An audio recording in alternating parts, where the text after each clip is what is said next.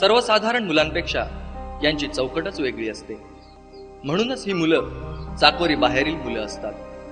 UNICEF आणि जागतिक कामगार संघटनेच्या व्याख्येनुसार 14 वर्षाखालील मोलमजुरी आणि कष्टाची कामं करणाऱ्या मुलाला बाल कामगार असं म्हटलं जातं.